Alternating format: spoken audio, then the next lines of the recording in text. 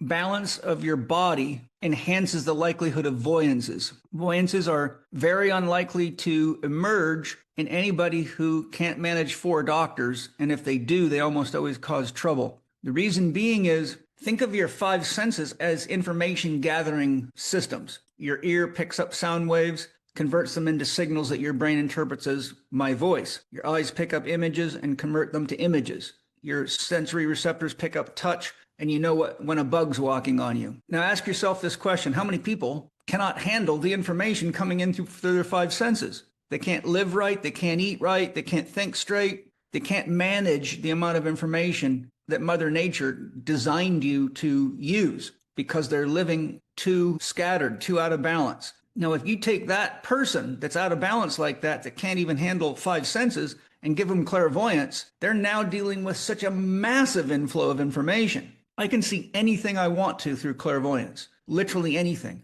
If I want to go walk on the sun, I can go do it and look into the sun. We all have these abilities, but those abilities provide so much more information. If a person, for example, has a hard time with basic math, throwing them into a calculus class is not a good idea, because they're not going to understand it, because they haven't got the basic principles to build on to a higher level of mathematical skill, such as algebra. So my answer in short then is, any homeopathy or any approach that is authentically improving the health, balance, and regulation of physiological systems will open the door to voyances. Once a person demonstrates to their soul that they can manage the information they have, their soul will begin to open a voyance or the voyances, in my experience, that are most useful to that person to fulfill their soul path. So someone who's here to be an elite gardener and teach people how to garden, like a permaculture expert, might develop clairvoyance so that they can see the nature spirits and learn to work with the formative forces in nature, because that would be helpful to them. But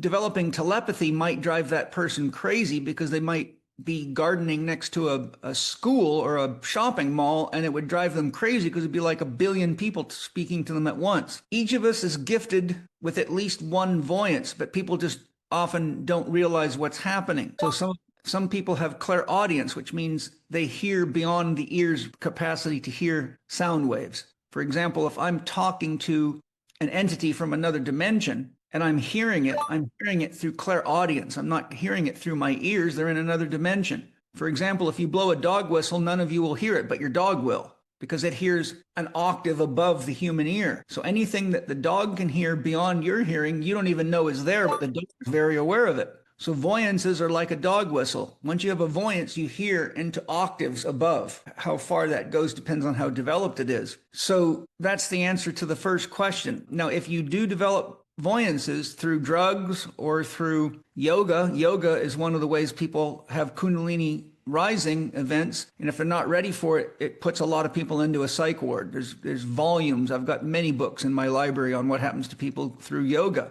which is exactly why Jung warned Westerners need to be very careful with yoga, because we don't have a cultural container to support what happens when Kundalini starts rising. And so you end up being labeled as a schizophrenic or a psychopath and locked up.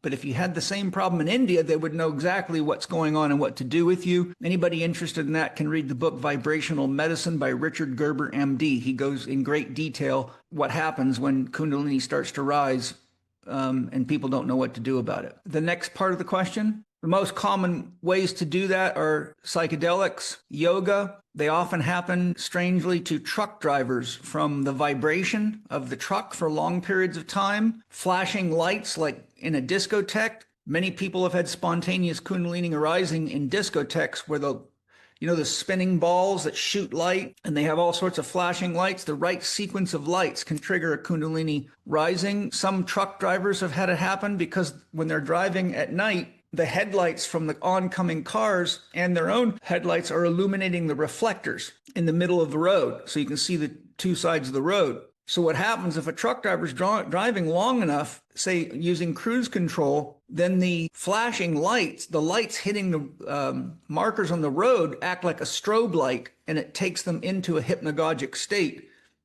And all of a sudden they can have a Kundalini rising while driving a truck. There's a number of cases of that. For some people, it becomes a great gift and it's kind of like a shocking, amazing surprise. But for others, it scares the hell out of them and sends them to doctors. So voyances can come on spontaneously, but it's usually an accident or a result of the kind of external stimuli I've just described. And it leads more often to problems than to help, because the person's sensory system is now overwhelmed and they become very much like a schizophrenic, where there's so much information they can't tell what's real. And many of them end up having to go to psychiatrists and they get put on drugs to dull the system down. For example, when I worked with Master Fong Ha, by the time I finished my third gong, my clairvoyance was so strong, it was so intense, that everywhere I would go, especially through airports and public places like parks, it was overwhelming, because I could see all the trauma in people's fields. I could see children that were being sexually abused, mentally abused, emotionally abused, physically abused. Walking through parks where there's a lot of drunks and drug addicts hanging out on benches was just so deeply painful for me emotionally, because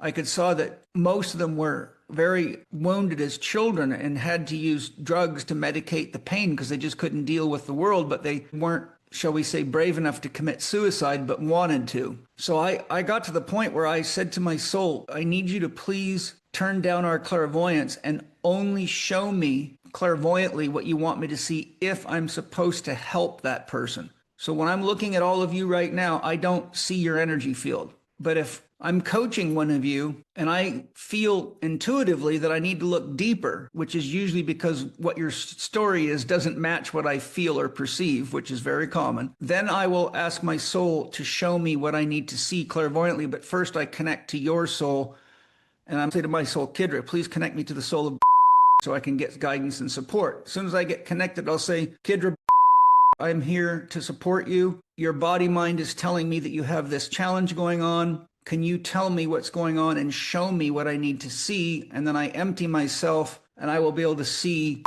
energy field just as good as if he's standing right in the room. And there's a young man who hired me for a consultant just the other day who's a Czech practitioner. And he said, I've listened to a lot of your podcasts and I wanted to just see if you were for real. So here's what's going on in my life. Could you please read my chakras and tell me what's going on? Well, he never told me anything except that he was having some hard times with focus and he didn't know what his direction to go in. And he was having problems in his life that he wanted me to help him with. So I went into each chakra and told him what I saw. And within 20 minutes, he was like, oh my God, because I was just telling him I told him what was going on with his child. He didn't even tell me he had a child. I said, this is what's going on with your wife. This is what's going on in your relationship right now. And he was just completely and utterly shocked because he really thought I was, bullshitting people, but he knows now that I'm not.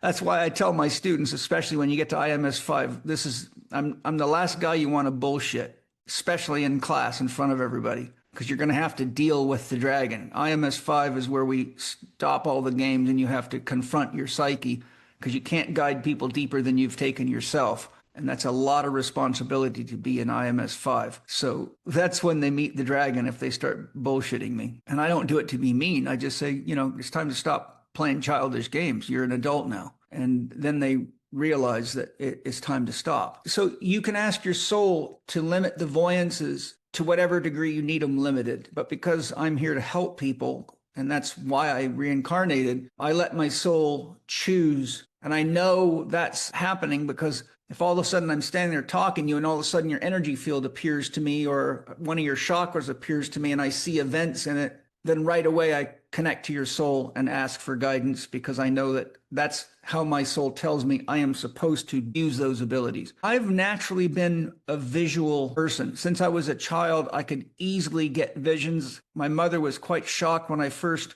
went to the Self-Realization Fellowship when I was 12. We were practicing the meditations that the monks taught us and that Yogananda taught. And I began having visions. And I didn't know this because I wasn't studying the lessons, but Paramahansa Yogananda left notations as to what kind of visions would likely occur if you were doing a certain type of meditation. And so I would be telling my mother about these visions I would have while I was meditating in my bedroom, and she would be amazed. She was like, I don't know how you're having those before me. I've been meditating for years and years, and you're doing it in a week. So that was my natural voyance, was inner vision. But as I grew and evolved and practiced, clairsentience came on, clairaudience came on.